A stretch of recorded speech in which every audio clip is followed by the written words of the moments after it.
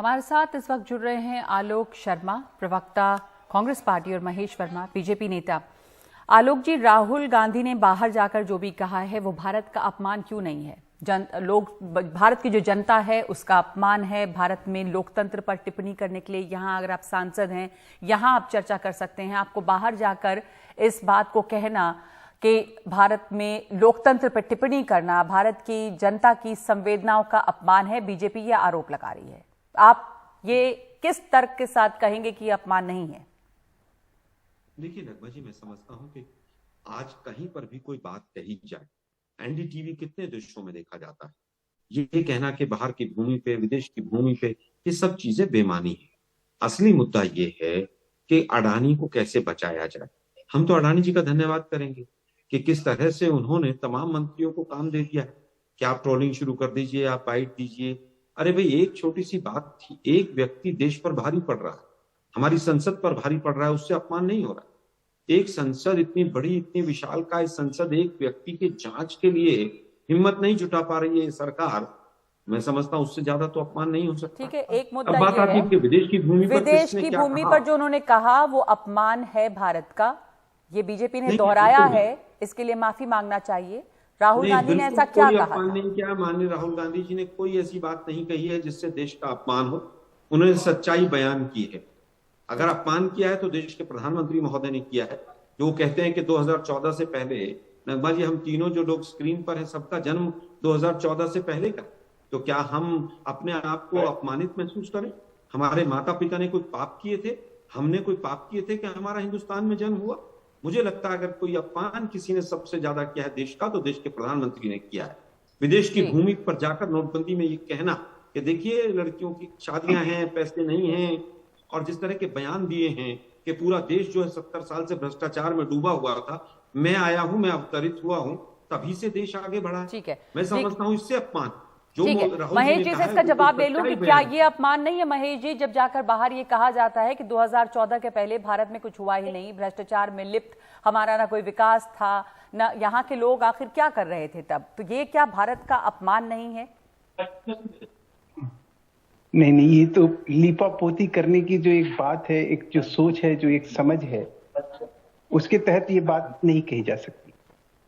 ये देश की अस्मिता की बात है। आपने जो माहौल उड़ाया, जो मजाक उड़ाया दुनिया में, मैं देश की बात नहीं कर रहा हूं नगमा जी, दुनिया में राहुल गांधी पाकिस्तान के प्रधानमंत्री के बाद ऐसे व्यक्ति साबित हुए हैं जो भारत सबसे बड़े विश्व का सबसे बड़े लोकतंत्र का उन्होंने उपहास उड़ाया है। और जानती है वो क्या कहते उपहास उड़ाया कि मेरा जो है संसद में माइक बंद कर दिया जाता है और उस माइक बंद करने की वजह से आवाज मेरी दबा दी जाती है, और इस आवाज दबाने की वजह से वहां लोकतंत्र का गला दबाया जाता है, और इसके लिए वो उकसाते हैं देश के खिलाफ कि यूरोप। और महेश जी, राहुल गांधी ने जो आज प्रेस कॉन्फ्रेंस की उसमें भी ये बात कहा कि अब वो सदन में जवाब देना चाहते हैं, तो वहां बोलने नहीं दिया जा रहा, सदन में लगातार हंगामा हो रहा है, जो बयान देते हैं उसे एक्सपंज कर दिया जाता है।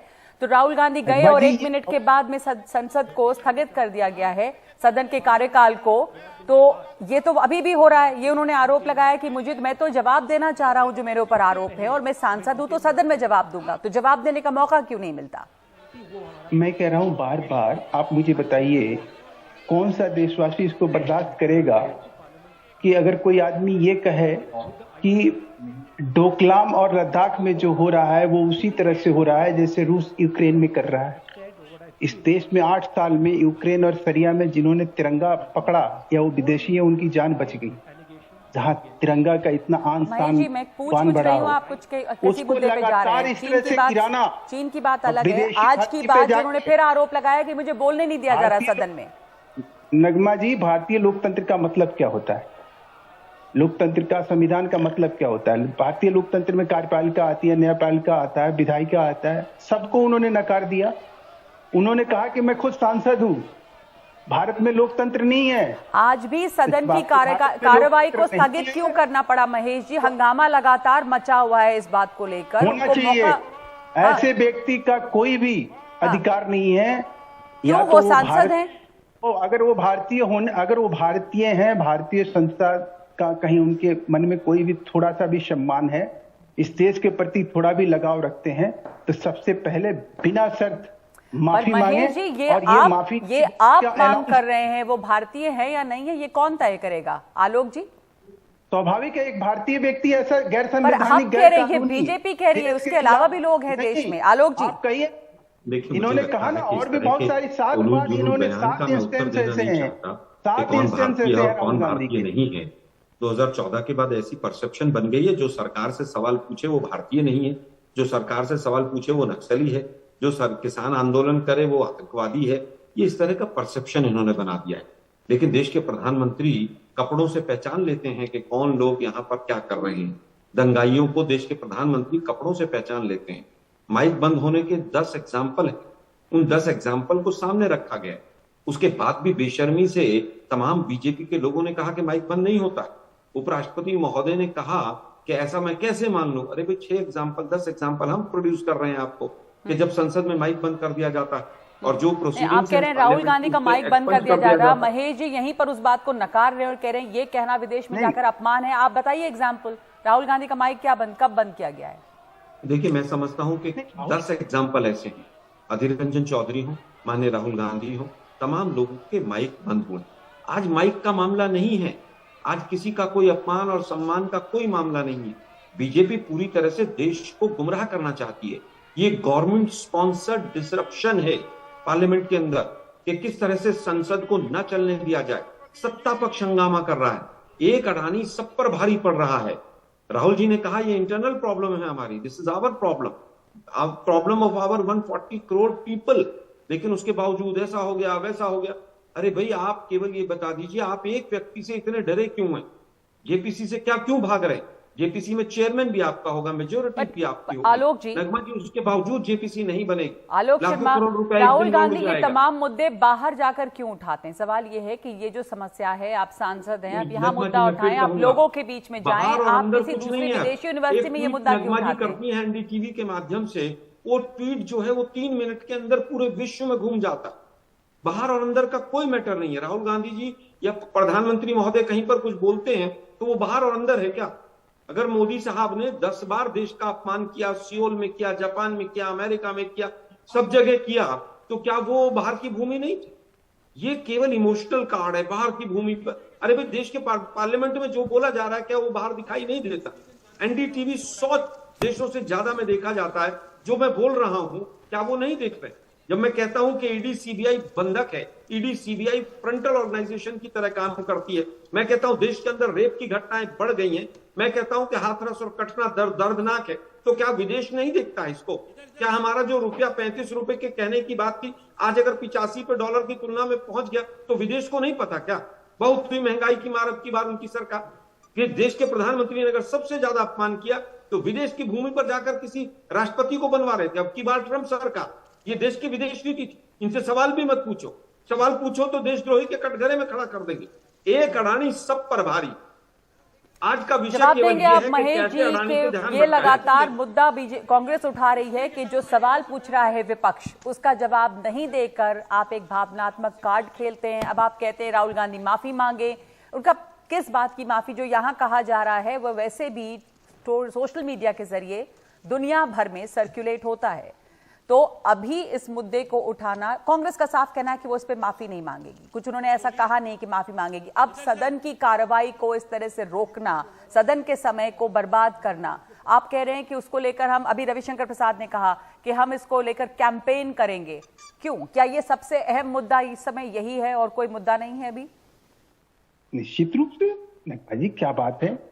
मतलब आप पूरे भारत के खिलाफ जो है जाके आप ये कहिए, यूरोपीय देश, पश्चिमी देश, अमेरिका, लोकतंत्र की वहां आवाज दबा दी गई है, गला वहां दबा दिया गया है। भारत में कुछ नहीं हो रहा है, भारत में हर चीज जो है ध्वस्त हो चुका है। तो वो तो मिसाल दे रहे हैं कि उनके माइक बंद कर दिए जाते हैं वरिष्ठ कांग्रेस नेताओं के। तो इसलिए तो ये सवाल पूछा जा रहा है कि अभी भी उन्हें सदन में बोलने का मौका नहीं दिया जा रहा। नगमा जी, इस बात से कहीं तुलना करने की जरूरत नहीं है, जिसके ऊपर हिडनबर्ग की रिपोर्ट के ऊपर आप संसद नहीं चलने देते हैं। राफेल के ऊपर आप संसद को बंद करते हैं, उसके बाद आप झूठे साबित होते हैं। इस देश में अगर क्या कोई मुद्दा उठेगा तो विपक्ष से सवाल नहीं पूछेगी महेश जी, महेश वर्मा, या इन मुद्दों पर विपक्ष का काम यह है कि सवाल पूछे सरकार से? जी क्या बोली, फिर से सवाल विपक्ष का तो ये दायित्व है कि सवाल उठाए मुद्दों पर और सवाल पूछे सरकार से। मैं तो यही कह रहा हूं कि देश में एक व्यक्ति ने रिकॉर्ड बनाया एज ए सांसद, जिसने सबसे कम अनुपस्थिति रही, जिसके सबसे कम नोटिस दिए गए, उस व्यक्ति का नाम है राहुल गांधी। क्या मतलब बनता है इसका? नहीं, पर आप बात कहीं का कहीं राहुल गांधी के अनुपस्थिति का रिकॉर्ड बने, पर विपक्ष क्या सवाल नहीं पूछेगी?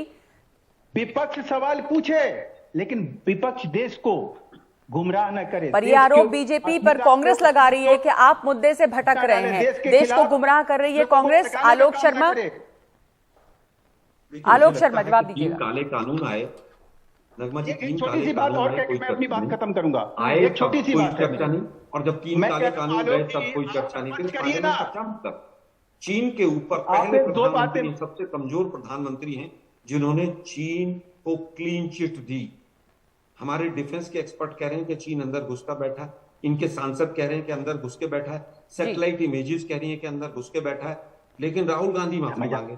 मतलब देश को गुमराह आप करेंगे। हमारी आर्मी की जांच आईएसआई करेगी और माफी राहुल गांधी मांगेंगे।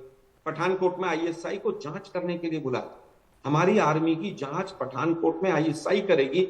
ये इनकी देशभक्ति और राष्ट्रभक्ति, ये गवर्नमेंट स्पॉन्सर्ड डिसरप्शन है। ठीक है, ये हिडनबर्ग या कोई मैटर नहीं है। कैसे सरकार इस मुद्दे से ध्यान को भटकाए, उसका प्रयास है। तो कब आप कह रहे हैं ये सरकार द्वारा प्रायोजित डिसरप्शन है? विपक्ष नहीं कर रहा है। सरकार द्वारा प्रायोजित डिसरप्शन है ताकि मुद्दों पे बात ना हो। और लंदन में जो राहुल गांधी ने कहा वो हम आपको लगातार दिखा रहे हैं कि उसकी मोटी बातें क्या है, ग्राफिक्स के जरिए हमने आपको दिखाया। पर बता दें, उनका कहना यह था कि भारत का नेता कैम्ब्रिज हार्वर्ड में बोल सकता है लेकिन भारत की यूनिवर्सिटी में नहीं। हमारी सरकार विपक्ष के किसी भी विचार पर सदन में चर्चा की इजाजत नहीं देती। कई बार संसद में मैं बोलने को खड़ा हुआ तो मेरा माइक बंद कर दिया गया। ये वो भारत नहीं जिसके हम सब आदी रहे हैं। ये टिप्पणी थी महेश जी, ये टिप्पणी थी। ये अपमानजनक आपको लगता है? ये बहुत बड़ा अपमान है भारत का। हाँ, है ना। आप एक सांसद है, आप एक प्रिविलेज मोशन, आपके खिलाफ अगर किसी ने ऐसा कृत्य किया है, आपके पास राइट है, आप कहीं लिख के देते ना ये बात लोकसभा अध्यक्ष को, लोकसभा को बताते ना। आप जाके इसी बेसिस पे कि आपके माइक बंद हो रही है, एक बात। दूसरी बात, एक चीज मुझे बताइए कि अडानी जी के नाम लेके ये जो रोना रोते हैं, 2.25 लाख करोड़ रुपया का इन्वेस्टमेंट अपने राज्यों में लेकर, उसके बाद अडानी का नाम हमसे जोड़ते हैं। सुप्रीम कोर्ट ने आज उसके ऊपर इंक्वायरी बिठा दी है, 5 सदस्यीय टीम उसके लिए गठित हो गई है। क्या सुप्रीम कोर्ट के ऊपर भरोसा नहीं रहा कांग्रेस को? या न्याय पर भरोसा रखें और जो जांच पड़ताल हो रही है उसके साथ देखें। लेकिन इस बीच ये बड़ा सवाल है कि क्या ये भारत का अपमान था, और दूसरे की क्या इस मुद्दे को लेकर सदन का जो समय बर्बाद हो रहा है उसके लिए कौन जिम्मेदार है? धन्यवाद आप दोनों का हमारे साथ इस चर्चा में शामिल होने के लिए।